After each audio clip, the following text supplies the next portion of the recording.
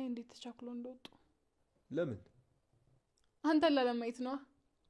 እኔ እኮ ዝም ስልሽ ምላስሽ አያርፍም፣ የሆነ ነገር ስልሽ ደግሞ ይይት ያለሽ።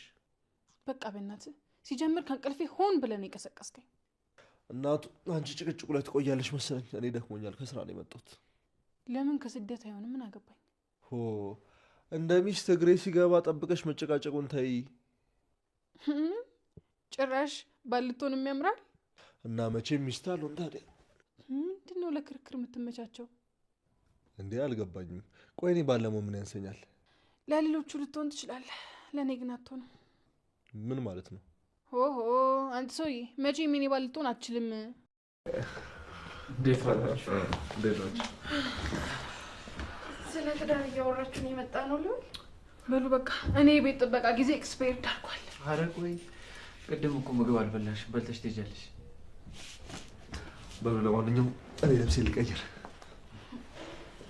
በሉ እኔም ኪችን የለያ።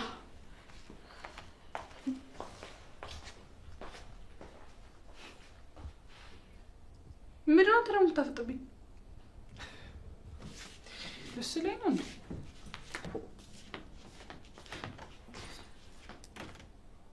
እነዚህ ልጆች ሶስተኛው የዓለም ጦርነት ሊያስነሱ ነው እንዴ?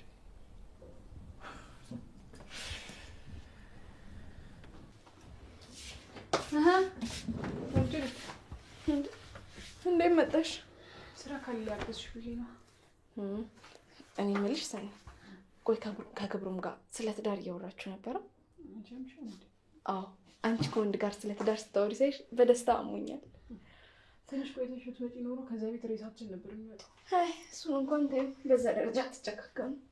አንቺ በተደጋጋሚ ነገር ይሻላል፣ እንደዚህ አትበይኝ እኮ። ለምን? አይደለም ስለ ፍቅር በመውሳት ምንም ማሰብ አልፈልግም። እንዴ ቆይ ሰኒዬ፣ ስለ ራስሽ አታስቢም እንዴ? ስለ ራሴ እኮ ስለማስብ ነው እንደዚህ የምልሽ። በቃ እሺ፣ እሱን ተይው፣ ሌላ ጊዜ ለብቻችን ሆነን እናወራዋለን። ስለ ትዳር ድጋሚ ማንሳት። ሰናይት በእህቷ ላይ የደረሰው በሰኒ ላይ ትልቅ ጠባሳ ጥሎባታል። አሁን ላይ ምንም አይነት ፍቅረኛም ሆነ የትዳር አጋር የመያዝ አላማው የላትም።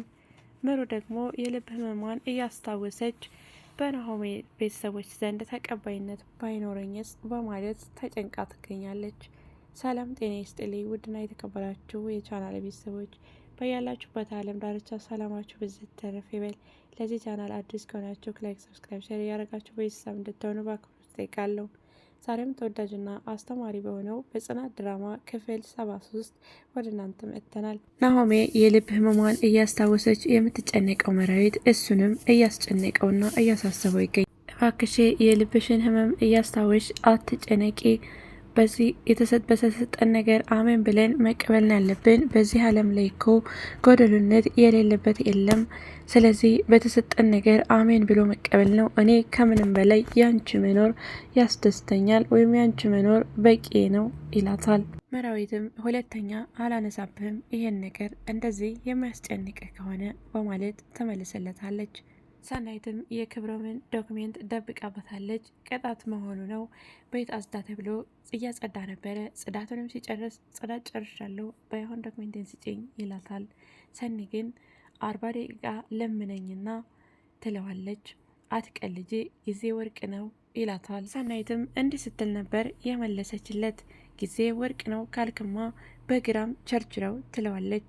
በዛን ሰዓት ክብሮም በጣም ነበር የተበሳጨውና ከዛም ጮክ ብሎ ዶክሜንቴን አንጭ ብዬሻለሁ ሲላት፣ ሰናይትም ምንም ሳታንገራግር ብድግ ብላ ትሄድና ዶክሜንቱን ታመጣለታለች። ዶክሜንቱን ልታመጣለት ስትሄድ ግን ክብሮም እየሳቀ ነበር። ታዲያ ክብሮምም እንደዚህ እንደ ንፋስ ብን ብሎ ለሚሄደው ጢባርሽ ነው እንደዛ ስትሆኝ የነበርሽው ይላታል። ሰናይትም ባክህ አንተን ፈርችህ አይደለም፣ ነገር ግን ጎረቤት እንዳይረብሽ ብዬ ነው ትለዋለች። የሰላም ደህንነት አንቺን መሸለም ነበረበት ይላታል። እንዲሸልሙኝ ስለዚህ አንተ ሪፖርት አቅርብልኝ ትለዋለች። ክብሮምም አሁን እኔ የምፈልገው ወረቀቴን ነበረ፣ ዶክመንቴን ነበረ፣ ስለዚህ ዶክመንቴን አግኝቻለሁ በይ ሰላማዊ ብሏት ከቤት ትቷት ይሄዳል። ሰኒም ይህ ኮሰረታም እኔ ላይ ሙደዘ እያለች ትናደዳለች። ኪራና ቅዱስ ወደ ሬስቶራንት አምርተዋል። ቅዱስ የራሱ የሆነ የስብራት ስላለበት ኪራን ግን አሁንም ቢሆን ከጎን ሆኖ ከዛ ካለበት ስብራትና ሊያወጣው እና ሊረዳው ይፈልጋል። ቅዱስም ይሄው አማት ግን ስታገኝ እኔን ረሳኸኝ አይደል አለው። ቅዱስም እኔ ለሰው እንጂ ሰዎች ለእኔ ሆነውኝ አያውቁም ይላል። ቅዱስ የሆነ የራሱ ሆድ ብሶት አለበት። እሺ ነገ በጠዋት እንድንሸኛቸው ይለዋል። ቅዱስም እሺ እንሸኛቸዋለን የቡና ሰዓት ሳይደርስ እያለ ቡና እንደሚወድ እየቀለደበት ሰዓቱ ካለፈም እንደገና ይቀርባል። እኔ ቡና ከመጠጣቱም ይልቅ ሰለሞሪው ነው የሚያስደስተኝ ይላል ቅዱስ። ሰናይት ደግሞ ለመራዊት ብታይ ዛሬ ክብሮምን እንደ ጨጓራውን ጭስ እንዳረኩት ስላታል። ምሮም ለምን አንቺ ልጅ ግን እንደዚህ ታደርጋለች አለቻት። ሰናይትም ለምሮ እንዴት ትላታለች? እኔ ግን ግርም የምትሉኝ ነገር ጽናትም እንደዛ ስትሆን ከርማ አሁን ግን ከኪራ ጋር እፍ ያለ ፍቅር ላይ ናቸው። አንቺም እንደዛ ስትሆኚ አሁን ናሆሜን በአይኔ ካላየሁት ተያለሽ ስትላት የሚያስለቅስ ፍቅር እንዳይሰጥሽ ላንቺም ትላታለች። ምሮ አይ የሚያስደስት ፍቅር ልትይ ይመስሎኝ ለማንኛውም ጥሩ ፍቅር እንዲሰጥሽ እመኝልሻለሁ አለች። ምሮም ታዲያ የጽናት አባት ሊሄዱ ስለሆነ ቶሎ መድረስ እንዳለባቸው እንዳያመልጣቸውም እያወራቻት ነበረ። ታዲያ ቅዱስም ከኪራ ጋር እንደተነጋገረው የጽናትን አባት ለመሸኘት በጠዋት ወደ ኪራ ቤት አቅንተው ነበረ። ነገር ግን የጽናት አባት በጠዋት ሄደው ስለነበረ አልደረሰባቸውም ነበር። እናም በጠዋት ናና ብለኝ ይሄው ስመጣ ግን ቀድመው የሄዱ የሆነ ችግር እንዳለ ነው የምገምተው ወይም ማስበው ይላል ቅዱስ። ኪራም አረ ምንም ነገር የለም ይላል። ጽናትም ምንም ነገር እንደሌለ ነው ማቀው፣ ነገር ግን አባቴ ለከብቶቹ ትልቅ ቦታ እንዳለውና ወይም ደግሞ ከአካባቢው ብዙ መለየት አይፈልግም፣ ለዛ ነው እንጂ ምንም ችግር የለም በማለት ተመልስለታለች። ታዲያ ቅዱስም እኔ ከእናንተ ጋር እዚህ ከቆየው የሆነ ችግር ይፈጠራል፣ ስለዚህ መሄድ አለብኝ ብሎ ተነስቶ እነ ኪራን ቻው ብሏቸው ሲወጣ ሰናይት ደረጃ ላይ ብቻዋን ቁጭ ብሎ ያገኛታል። ቅዱስም ሰኔ ምንድነው እዚህ ምነው ብቻሽን ቁጭ አልሽ? ችግር አለ ወይ ሲላት፣ ሰኔም ችግር ከኛ ላይ ጠፍቶ ያውቃል ወይ? ችግር ሁልጊዜም ከኛ ጋር ተጣብቆ ነው ያለው ትለዋለች። እና የብዶች አለቃ እኮ ስምሽን ሰምቼልሻለሁ ይላታል። እንደው ይሄን ስምስ ለምን ግንባሬ ላይ ታቶ አታሰሩትም ስትለው ግንባሯን አይት ያደረግና አይ ግንባርሽ በጣም ትንሽ ናት ለታቶ አትበቃም ይላታል። ሰናይትም በጣም ተናዳ አሁን ከአጠገቤ ተነስና ሂድ በቃ ትለዋለች። ለምን በውስጥሽ ያለውን ችግር ሂድ በቃ ለምን አትዩም ይላታል። ቅዱስም የሰን ብስጭት ገብቶታል። ለማንኛውም አትበሳጬ፣ አትናደጄ፣ የታገሰ ጣፋጭ ይበላል፣ ያልታገሰ ደግሞ መራራ ይበላል በማለት ተነስቶ ትቷት ይሄዳል። ከዛ ሰኔም ብቻዋን ቁጭ ብላ ምነው እዚህ ቤት ፈላስፋዎች በዙ ስትል ነበር። ሰኔም እነ ኪራ ቤት ተኝታ ነበረ። ከዛ ክብሮም ድንገት መጥቶ ኮሰረቴ እያለ ይቀሰቅሳታል። ሰናይትም በድንጋጤ ተነሳች። ደግሞ በሩማን ከፍቶልህ ገባ? ቁልፉንስ ከየት አመጣ? ትለዋለች። አረ አንቺ ሴትዮ ተረጋጊ፣ የምን ቁልፍ ነው የምታወሪው? ይላታል። የቤቴን ነዋ፣ ማን ከፍቶልህ መጣ? ትለዋለች። አሁን ያለሽው ግን ማን ቤት ነው ሲላት፣ እቤቴ ነዋ ትለዋለች። አረ ያለሽው እኮ ከነኪራ ቤት ነው ሲላት፣ ቀና ብላ ጣራ ማየት ጀመረች። ወይ እኔ ጋር መስሎኝ እኮ ነው አለች። እኔ ለማንኛውም የቀሰቀስኩሽ ታስተካክለሽ እንድተኝ ነው ሲላት፣ አንተ እያለህ እንዴት እተኛለሁ ትላለች። ክብሮምም እነ ኪራ የት ሄደው ነው በማለት ይጠይቃታል። ከገጠር የመጡትን የጽናትን አባት ሊሸኙ እንደሄዱ ተነግረዋል። ወይኔ ሳልሸኛቸው አመለጡኝ እያለ ይጸጸት ጀመረ። ሰናይትና የክብሮም ንግግር ወደ ጭቅጭቅ አመራ። ስገባ ጠብቀሽ እንደ ሚስት አትጨቅጭቅኝ ይላታል።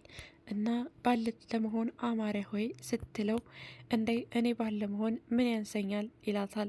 ለሌሎች ሴቶች ባል ልትሆን ትችላለህ፣ ነገር ግን ለእኔ ባል ልትሆን አትችልም እያለችው እየተጨቃጨቁ እያለ ጽናትና ኪራ የጽናትን አባት ሸኝተው ተመለሱ።